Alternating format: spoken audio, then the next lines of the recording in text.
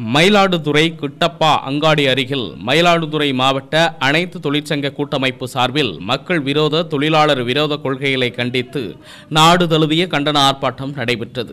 விலைவாசி உயர்வை கட்டுப்படுத்தவும், காலி பணியிடங்களை நிரப்பிடவும், பழைய பென்ஷன் திட்டத்தை அமல்படுத்த வேண்டும், கான்ட்ராக்ட் ஒப்பந்த முறையை ஒழித்திடவும், குறைந்தபட்ச ஊதியம் மாதம் 26,000 ரூபாய் நிர்ணயம் செய்ய வேண்டி உள்ளிட்ட 14 அம்ச கோரிக்கைகளை வலியுறுத்தி ஆர்ப்பாட்டம் நடைபெற்றது. இந்த ஆர்ப்பாட்டத்தில் எல்பிஎஃப் தொழிற்சங்கம், ஏஐடியுசி தொழிற்சங்கம், ஐஎன்டியுசி தொழிற்சங்கம் உள்ளிட்ட தொழிற்சங்கங்களை சார்ந்த 100க்கும் மேற்பட்டோர் ஆர்ப்பாட்டத்தில் கலந்து கொண்டனர். எல்பிஎஃப் தொழிற்சங்கத்தின் தலைவர் பொன் நக்கீரன் தலைமையில் நடைபெற்ற இந்த ஆர்ப்பாட்டத்தில் 100க்கும் மேற்பட்டோர் கலந்து கொண்டு மத்திய அரசுக்கு எதிராக கோஷங்களை எழுப்பினர். அன்றாடம் நடக்கும் செய்திகளை உடனுக்குடன் தெரிந்து கொள்ள உங்கள் அரசு நியூஸ் சேனலை சப்ஸ்கிரைப் பண்ணுங்க. இருக்க வேண்டும் என்பதை கேட்டு விடைபெறுகிறேன். நன்றி, வணக்கம். வணக்கம், வாழ்த்துக்கள்.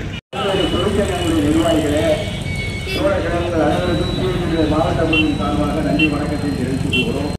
விலைவாசி உயர்வை கட்டுப்படுத்துதல், தொழிலாளர்களுக்கு குறைந்தபட்ச ஊதியம் நிர்ணயித்தல், நிரந்தர தொழில்களில் தற்காலிக தொழிலை நியமிக்கக்கூடாது, அனைத்து என்ற கோரிக்கைகளுக்காக பொதுத்துறை தனியாருக்கு கொடுக்கக்கூடாது என்ற கோரிக்கைகளுக்காக இன்றைய தினம் ஒரு வேலைநிறுத்தத்தை நடத்துவதற்கான திட்டமிட்டு